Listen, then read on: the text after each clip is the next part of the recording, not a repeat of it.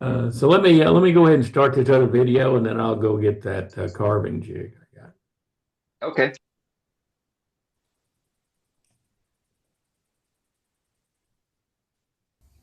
All right, I have found the design that I wanted on the internet, probably on Pinterest, and printed it out.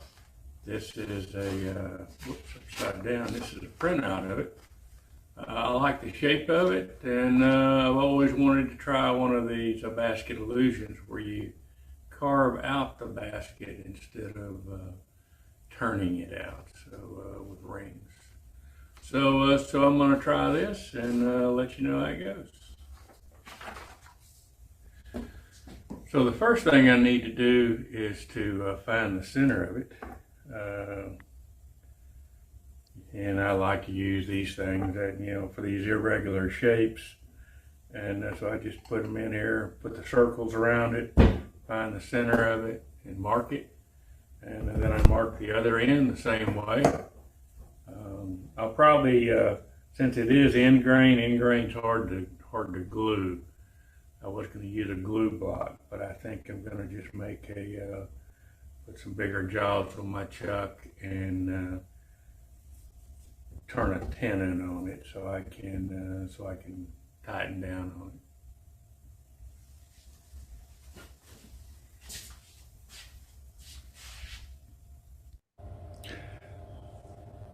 All right, so I have turned a tenon on this end to fit my 100 millimeter jaws, and I swapped them out for the 50s. I think the 50s are a little small for this. So anyway, I'm going to try it at 100 millimeter jaws and round this thing off, shape it, and get ready to hollow it out.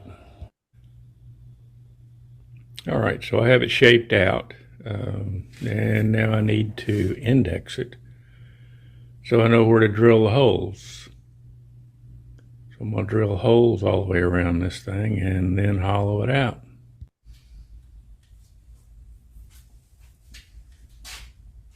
All right, so I have an index wheel set up here with the stop on it. And I'm just going to mark these off in about 3/4 inch in the largest part. So I'm just counting down about every fourth hole here. And just going to draw a line.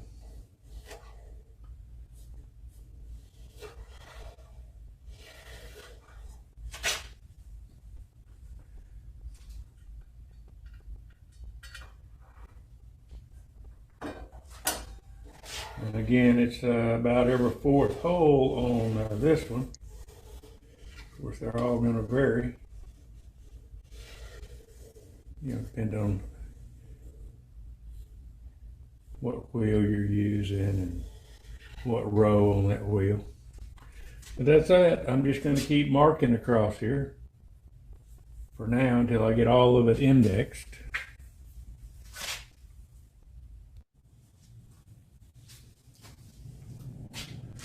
So once I had it indexed this direction, now I'm going back and drawing lines the other direction, and just about, depends on how wide this is. It's like 5/8. So I'm going to come down here to 5/8 of an inch and draw that next line. I'm just trying to make them kind of square. Like that. And then draw that one through here.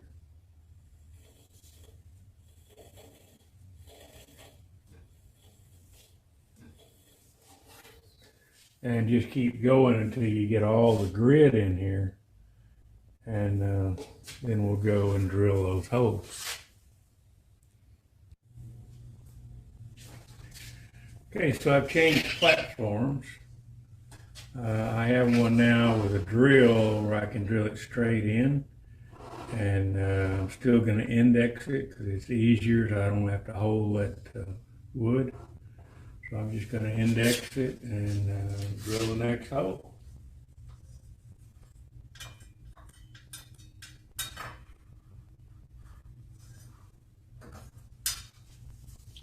I'm not sure you have to drill these holes. I just think that the picture I saw had the holes in it.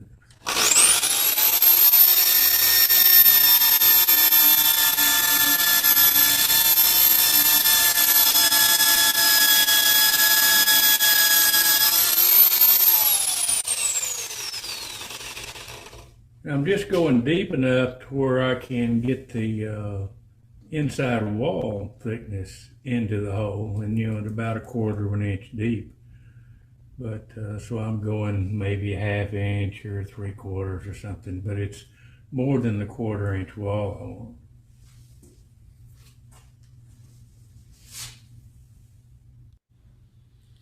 All right, so this is my hollowing jig here. Let me back up a little more, and you can see the D handle, like Lyle Jamieson's D handle. And that works great. I bought a camera, a CCTV camera. You can see here on Amazon, and you had to buy the power supply. This was one that,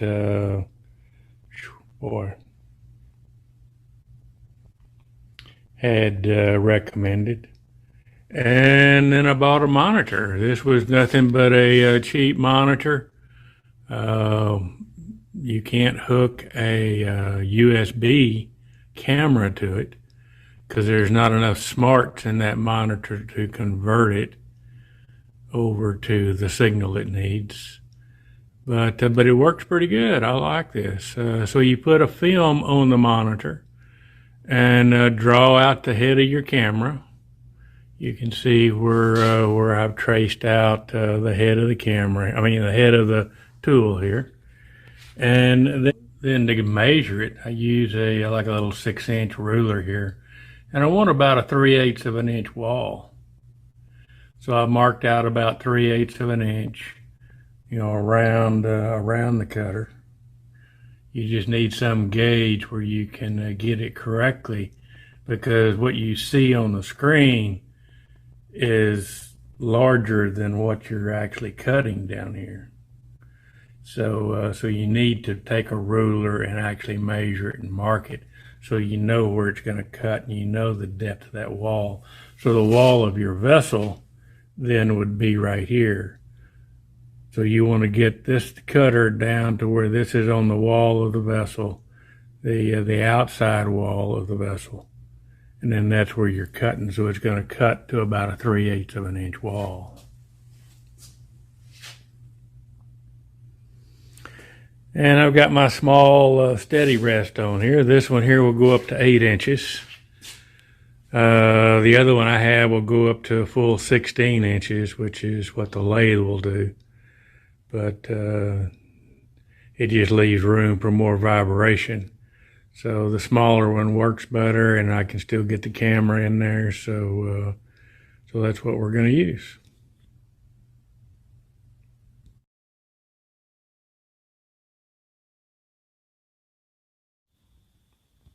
Okay, I have it hollowed out, but I don't know that this video apparatus here, this camera and the monitor, is any better than the laser. To me, the laser was just about as good and maybe even easier to see to me than this is. I'm not real happy with this, but I don't like to hollow anyway. So maybe somebody that likes to hollow, this is the ideal thing. But for me, it's debatable. But anyway, I do have it hollowed out, so now I'm ready to try to carve it.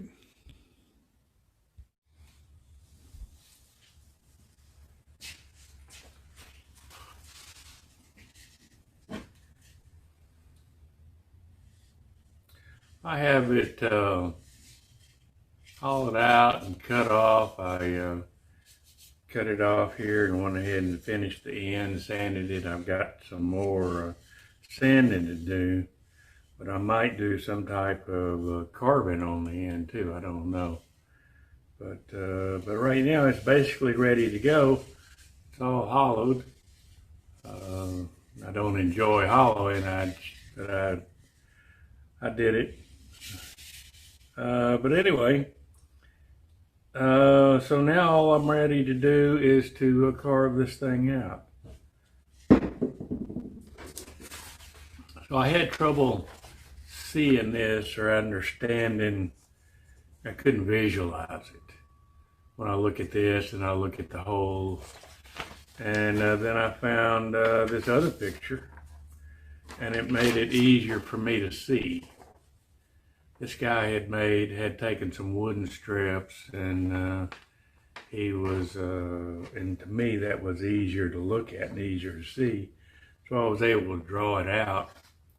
And so I take each hole and just make a line from hole to hole on a pattern here.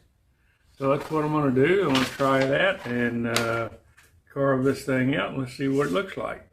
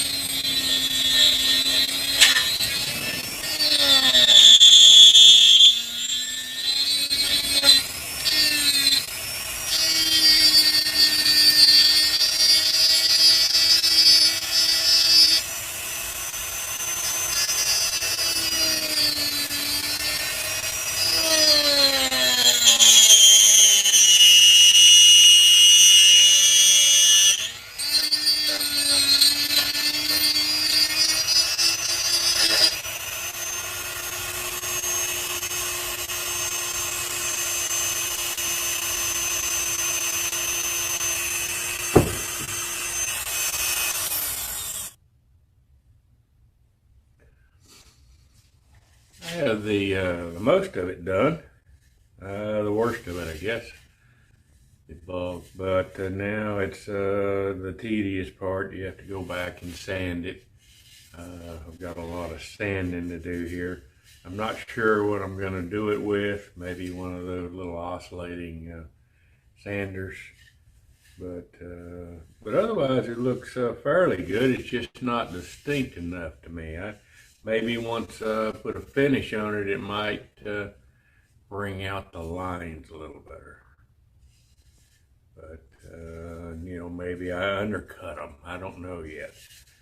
So I'm still playing, still working on it, and have it finished soon. Well, I'm still working on this.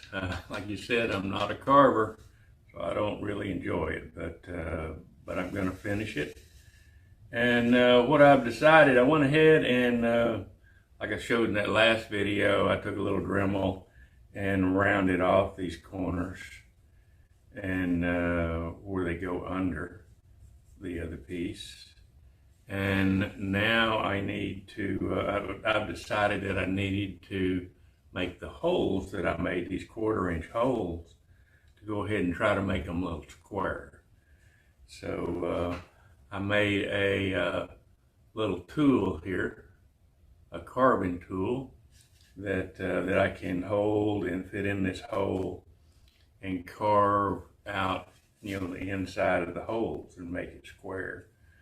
And I made that out of a steak knife that I had, and just an old steak knife, an old set we had, and I don't know where I did. I picked it up at a garage sale trying to think what I could do with it. But anyway, so I got the whole set, but I did make a carving tool out of it. I ground it down and made a little hook. You can see the hook. And then had a flap sander and sanded it off and made it like a knife blade, and it works great. So now I can wet it. You know, it's easier. A carver friend of mine told me that it was easier if I wet it first. So I've been wetting it with a little spray bottle, and you can just spray it on here and kind of wet one section, and then let it set a minute, let it kind of soak in, and then it's easier to come back then and cut it. So that's what I'm doing, and it's pretty sharp, so it does a real good job. And I can get in that 1/4 inch hole. So anyway, that worked out fine. But now I just need to continue and make all of them square, or square them up a little bit. It's still going to be rough. It's going to be rugged. I am going to come back and sand a little more. I can see spots that I probably need to sand. So I'll probably get a sander, or maybe, I don't know what, anyway, something, and sand this a little bit, kind of clean it up a little more. So I'm still working on it, and we'll go from there. All right, so I have finished it. All I'm going to do to it. It does look a little rustic, and like I said, I'm not a carver, so that's okay. I'm just going to leave it as is. I did sand it some, a little bit, like I talked about, and it looks a little better. I put a satin coat of lacquer on it, so it'll look a little better. But it didn't turn out too bad. Anyway, I'm proud of it and like it, and I think it's going to be fine. But will I do another one? No. That's probably, I don't know how I get talked into doing these, or think I can do these carving things, but I really don't enjoy it. When I get down in it, I get bogged down and don't want to do it. So anyway, that's it. But I did enjoy doing it. Thanks.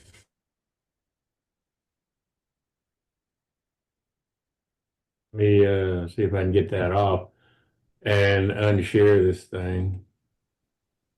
Or I'll drop it for you. Yeah, thanks. All right. But Outstanding, Bob. I really don't enjoy carving. Here it is in real life. Let me see if I can turn a little light on here. But my wife actually likes this better than she does most of the stuff that I do. So, but she likes it. That looks great. Yeah, it came out really nice. Yeah, it turned So out it's better a beautiful than I thought. piece. Well, So thanks. Bob, what did you do? How did you decide to do the corner sanding and the hole sanding? What did you end up doing for that? It was still just just a Dremel. I didn't use any type of a sander or a sanding disc. It was just a little Dremel tool. And What burr were you using on the Dremel? I don't know. I don't even remember. This thing was probably a year ago. So Okay, okay. I might All have been right. longer than that.